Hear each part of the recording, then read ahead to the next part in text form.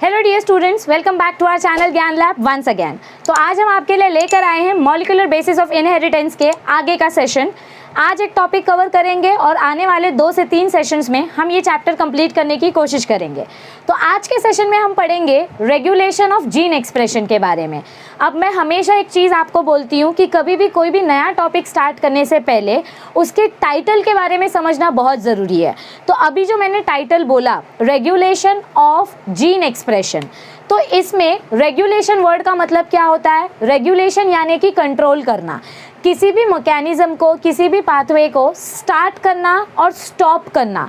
इस control mechanism को हम बोलते हैं रेगुलेशन, यानी कब कौन सा पाथवे स्टार्ट होगा और कब कौन सा पाथवे स्टॉप होगा, इस प्रोसेस को बोलते हैं रेगुलेशन। और जीन एक्सप्रेशन मतलब क्या होता है? किसी भी जीन को रीड करके उसका प्रोडक्ट बनाना। जैसे कि mRNA अवेलेबल है अगर आपके पास, तो mRNA की मदद से आप प्रोटीन बनाते हो। तो ठीक उसी तरीके से जीन एक्सप्रेशन का मतलब होता है किसी जीन को रीड करके उसका प्रोडक्ट बनाना, और ये हमारे सेल की एक्टिविटी होती है। ये सारा काम सेल का होता है। तो आज के सेशन में हम पढ़ेंगे रेगुलेशन ऑफ जीन एक्सप्रेशन के बारे में।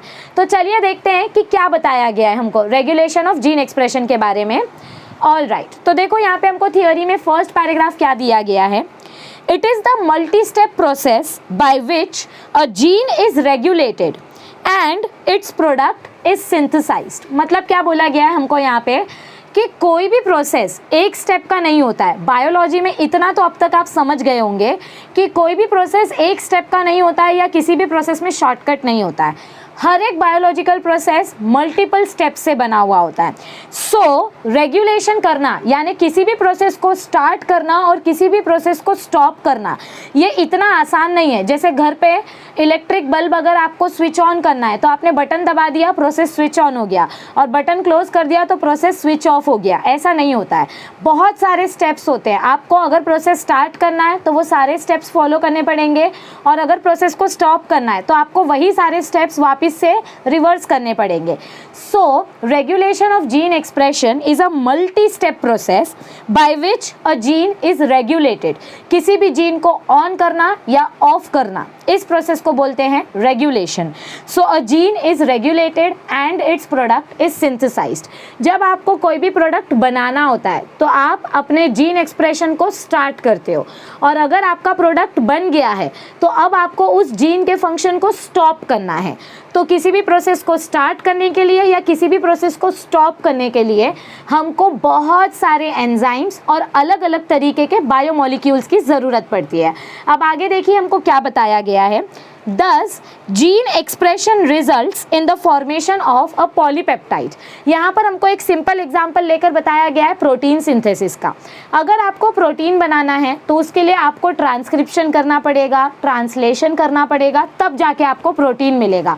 और पिछले कुछ सेशंस में हम ट्रांसक्रिप्शन और ट्रांसलेशन के बारे में ही पढ़ रहे हैं कि ट्रांसक्रिप्शन करने के लिए पहले mRNA बनाना पड़ता है, फिर वो राइबोसोम्स के पास जाता है, फिर rRNA उसको रीड करता है, फिर tRNA अलग अलग अमीनो एसिड्स को लेकर आता है और ट्रांसलेशन करता है। ओके, तो ये जो इतना बड़ा प्रोसेस है इसको रेगुलेट करना पड़ता है, कब कौन सी प्रोटीन बनानी है और कब कौन सी प्रोटीन नहीं बनानी है। क्योंकि अब तक तो आप लोग इतने स्मार्ट हो, समझ ही गए होंगे कि हमारी बॉडी में जिस चीज़ की ज़रूरत है सिर्फ वही चीज़ बनती है।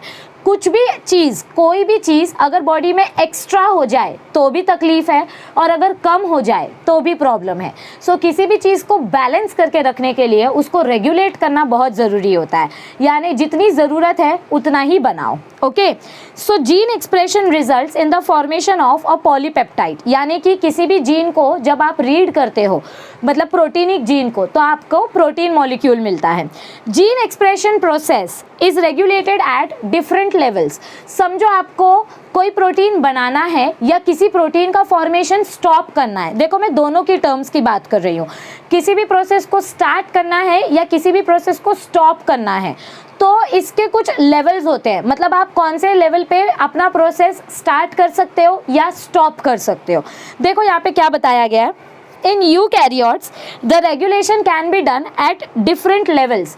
यूकैरियोट्स में अलग अलग लेवल पे हम अपने प्रोसेस को स्टॉप कर सकते हैं। जैसे समझो आपको कोई प्रोटीन नहीं चाहिए, तो आप उसको कैसे बनने से रोकोगे? सबसे पहला स्टेप क्या बताया गया है? ट्रांसक्रिप्शनल लेवल, यानी कि आप mRNA बनने ही मत दो। फॉर्मेशन ऑफ प्राइमरी ट्रांसक्रिप्ट, जब ट्रांसक्रिप्शन होता है उधर पे ट्रांसक्रिप्शन में ही आप पॉलीमरेज एंजाइम को डिग्रेड कर दो तो आपका mRNA बनेगा ही नहीं। ठीक है, ये पहला स्टेप है। या अगर प्रोटीन बनाना है तो ट्रांसक्रिप्ट बनाओ, दोनों चीज़ों के लिए एप्लीकेबल है। अगर प्रोटीन बनाना है तो ट्रांसक्रिप्शन करना पड़ेगा, अगर प्रोटीन नहीं बनाना है, अब आपको प्रोटीन सिंथेसिस नहीं करना है तो भी ट्रांसक्रिप्शन लेवल पे आप उसको स्टॉप कर सकते हो। तो पहला चांस आपको मिलता है ट्रांसक्रिप्शन लेवल पे। आप ट्रांसक्रिप्शन लेवल पे चेंजेस करोगे तो आपका प्रोडक्ट चेंज हो जाता है, या प्रोडक्ट स्टॉप हो जाएगा या तो बनने लगेगा। सेकेंड लेवल, समझो आप ट्रांसक्रिप्शन लेवल पे डिसाइड नहीं कर पाए कि मुझे प्रोडक्ट स्टार्ट करना था या स्टॉप करना था। जैसे समझो, आपको सिंपल एग्जांपल देती हूँ, आपको अगर लाइफ में समझ नहीं आ रहा है कि आगे जाके क्या बनना है, जैसे अभी आप 12th स्टैंडर्ड में हो, अब आपके सामने बहुत सारे कन्फ्यूजन है, बीएससी करूं कि इंजीनियरिंग करूं, मर्चेंट नेवी में जाऊं कि मेडिसिन में जाऊं, कुछ नहीं करूं, आईटीआई कर लूं, डिप्लोमा करूं, क्या करूं, बहुत सारे कन्फ्यूजन्स है। तो आपको लाइफ में बहुत सारे चांसेस मिले हैं अपना करियर डिसाइड करने के लिए। सबसे पहली अपॉर्चुनिटी मिलती है आपको 8th स्टैंडर्ड में। कैसे? कुछ बच्चे सोच रहे होंगे, अरे मैम 8th स्टैंडर्ड में कौन सा अपॉर्चुनिटी मिलता है? 8th में आपको ऑप्शन रहता है ड्राइंग और आईसीटी के बीच में, मतलब कंप्यूटर सब्जेक्ट और ड्राइंग सब्जेक्ट के बीच में। कुछ लोगों को संस्कृत और फ्रेंच का ऑप्शन होता है जो कॉन्वेंट स्कूल के बच्चे होते हैं। तो ऐसे अलग अलग ऑप्शंस आपको 8th में मिलते हैं। समझो आप 8th में डिसाइड नहीं कर पाए कि आपको क्या करना है, तो 10th में आपको अपॉर्चुनिटी मिलती है। अगर बिजनेस करना है, बैंकिंग करना है तो कॉमर्स लेते हो, साइंटिस्ट बनना है, डॉक्टर इंजीनियर बनना है तो साइंस लेते हो। आप तब भी अपना मौका खो दिए, तो 12th के बाद आप अपना करियर डिसाइड करते हो। 12th में भी नहीं डिसाइड कर पाए तो ग्रेजुएशन के बाद, ग्रेजुएशन में भी नहीं कर पाए तो पोस्ट ग्रेजुएशन के बाद। मतलब आपके पास बहुत मौके होते हैं अपना लाइफ डिसाइड करने का। तो ठीक उसी तरीके से कौन सा प्रोटीन बनाना है, कौन सा प्रोटीन नहीं बनाना है, ये डिसाइड करने के लिए भी हमारे पास अलग अलग लेवल्स होते हैं, अलग अलग मौके होते हैं। पहला मौका होता है ट्रांसक्रिप्शनल लेवल। प्रोटीन बनाना है तो ट्रांसक्रिप्ट बनाना स्टार्ट करो, ट्रांसक्रिप्शन स्टार्ट करो। प्रोटीन नहीं बनाना है तो ट्रांसक्रिप्शन प्रोसेस को स्टॉप कर दो। mRNA नहीं बनेगा, mRNA नहीं बनेगा तो tRNA के पास मैसेज नहीं जाएगा, tRNA के पास मैसेज नहीं जाएगा तो प्रोटीन नहीं बनेगी। सिंपल। सेकेंड स्टेज, समझो ट्रांसक्रिप्शनल लेवल पे आप अपना डिसीजन नहीं ले पाए तो अब सेकेंड ऑप्शन क्या है? Processing level. प्रोसेसिंग लेवल में क्या होता है? समझो आपने ट्रांसक्रिप्शन लेवल पे डिसीजन नहीं लिया तो mRNA बन गया।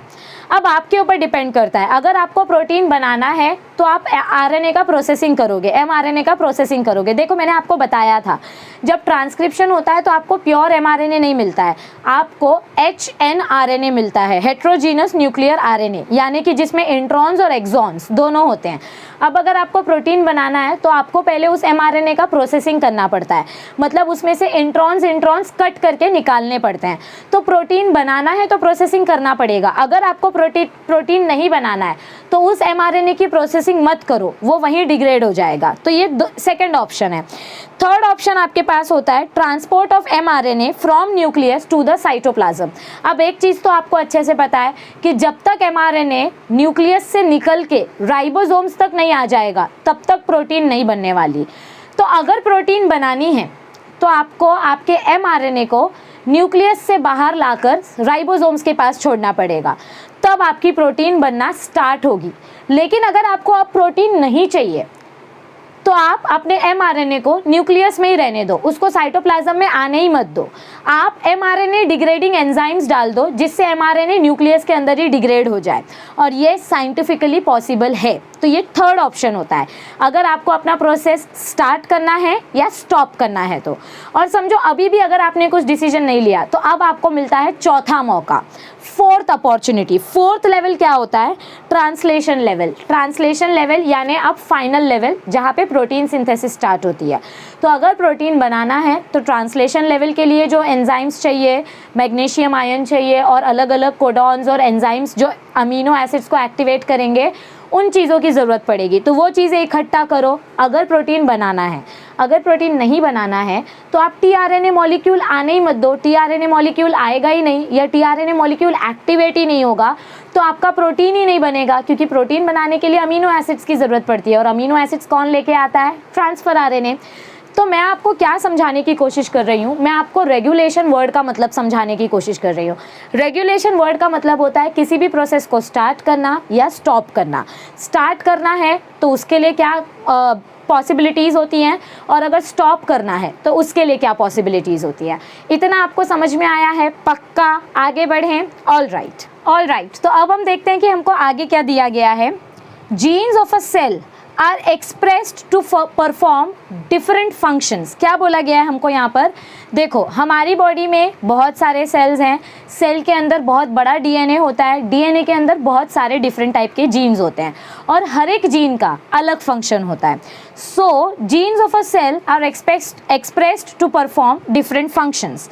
फॉर एग्जाम्पल, एक एंजाइम का एग्जाम्पल हमको यहाँ पर दिया गया है, एन एंजाइम बीटा गैलेक्टोसिडेज। क्या नाम लिया गया है? Beta galactosidase. An enzyme beta galactosidase is synthesised by E coli. देखो, बायोलॉजिस्ट के लिए ना ई कोलाई ऑर्गेनिज्म उनका फेवरेट है। क्यों? क्योंकि ई कोलाई ऑर्गेनिज्म बहुत फास्ट रेप्लिकेट होता है। मतलब अगर आप ह्यूमंस का रिप्रोडक्शन कराओगे तो बच्चा पैदा होने के लिए 9 महीने लगेंगे। तो आपने उनके जीन में अगर कोई भी चेंजेस किए हैं तो वो जीन सक्सेसफुल हुआ है कि नहीं हुआ है, आपको आपका रिजल्ट देखने मिल रहा है कि नहीं मिल रहा है, उसके लिए आपको 9 महीने वेट करना पड़ेगा। लेकिन ई कोलाई ऑर्गेनिज्म सिर्फ 20 मिनट में रिप्रोड्यूस करता है, तो आपको जो भी रिजल्ट चाहिए वो 20 मिनट में देखने मिल जाता है। इसीलिए साइंटिस्ट ई कोलाई ऑर्गेनिज्म के ऊपर एक्सपेरिमेंट्स करते हैं। तो ई कोलाई ऑर्गेनिज्म की एक खासियत क्या है? E coli makes beta galactosidase enzyme. Beta galactosidase करके एक एंजाइम बनती है ई कोलाई के अंदर, और ये एंजाइम का काम क्या होता है? It is used for hydrolysis of lactose into galactose and glucose. देखो, ये रिएक्शन देखो सब लोग, आपको पता है कि लैक्टोज एक डाइसैकेराइड शुगर है। डाइसैकेराइड यानी 2 सिंपल शुगर से मिलके लैक्टोज बनता है, 2 मोनोसैकेराइड से मिलके डाइसैकेराइड बनता है, और लैक्टोज डाइसैकेराइड शुगर है। तो अगर आपको लैक्टोज को ब्रेक डाउन करना है तो लैक्टोज को ब्रेक डाउन करके आपको ग्लूकोज मिलेगा और गैलेक्टोज मिलेगा। लेकिन ऐसे कैसे हम इसको ब्रेक डाउन कर सकते हैं? ये कोई पेपर थोड़ी है कि इसको कैंची से काट देंगे। हमें पता है बायोमोलिक्यूल को ब्रेक डाउन करने के लिए एंजाइम्स की ज़रूरत पड़ती है। एंजाइम्स के बारे में पढ़ना है तो आप 11th स्टैंडर्ड का बायोमोलिक्यूल्स का चैप्टर देख लो, आपको बहुत अच्छे से समझ में आ जाएगा मैं क्या बोल रही हूँ। सो लैक्टोज एक डाइसैकेराइड मॉलिक्यूल है, उसको ब्रेक डाउन करने के लिए एंजाइम की ज़रूरत पड़ती है, और वो एंजाइम किस में बनती है? ई कोलाई ऑर्गेनिज्म में। तो ई कोलाई ऑर्गेनिजम्स के अंदर एक special enzyme beta galactosidase synthesise की जाती है, जो लैक्टोज मॉलिक्यूल को ब्रेक करके गैलेक्टोज और ग्लूकोज मॉलिक्यूल बनाता है, और ये ग्लूकोज मॉलिक्यूल हम यूज़ करते हैं अपनी एनर्जी ऑब्टेन करने के लिए। तो आगे देखिए क्या बताया गया है। सी रिएक्शन देखो, lactose molecule breaks down to give galactose and glucose in the presence of beta galactosidase enzyme and water, यानी एक वाटर मॉलिक्यूल रिमूव हो जाता है, ऐड हो जाता है, okay, in the presence of water. तो अब आगे देखो क्या बताया गया है। अब हमको एक कंडीशन दी गई है, If E. coli bacteria do not have lactose in the surrounding medium as a source of energy, then beta galactosidase enzyme is not synthesized। मतलब क्या बोला गया है? E. coli एंजाइम इतना वेला नहीं है, मतलब इतना फोकट नहीं बैठा होता है वो कि वो ऐसे ही बैठे बैठे बीटा गैलेक्टोसिडेज एंजाइम बनाने लग जाए। जब उसको लैक्टोज ब्रेक डाउन करना होगा तभी वो बीटा गैलेक्टोसिडेज एंजाइम बनाएगा।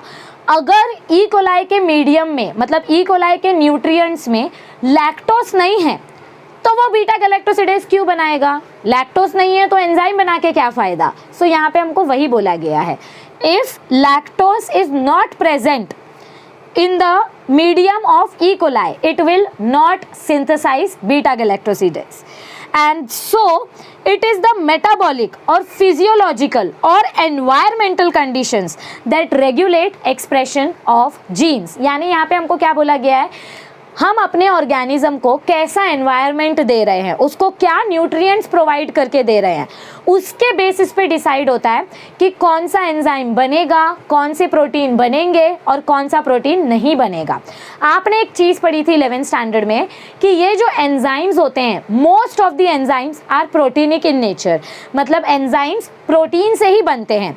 Enzymes are made up of proteins but all proteins are not enzymes. ये आपको याद आया, कुछ कुछ आपने पढ़ा था 11th स्टैंडर्ड में। ओके, सो यहाँ पे हमको क्या बोला जा रहा है, कब कौन सा एंजाइम बनाना है, कब कौन सा एंजाइम नहीं बनाना है, ये डिपेंड करता है आपके एनवायरनमेंट पे, आपके न्यूट्रिएंट कंडीशन पे, आपके फिजियोलॉजी पे। समझ में आई बात? और इसी प्रोसेस को तो हम बोलते हैं रेगुलेशन। Okay, all right. अब आगे देखिए हमको क्या दिया गया है।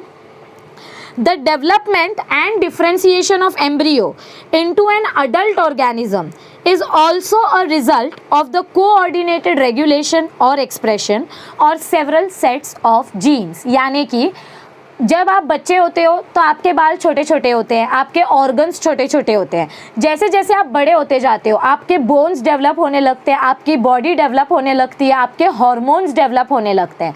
तो ये कैसे हो रहा है?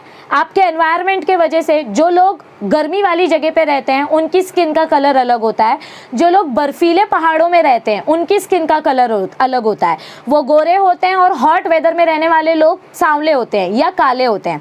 तो ऐसा क्यों होता है? क्योंकि उनके एनवायरनमेंट का भी बहुत इन्वॉल्वमेंट है।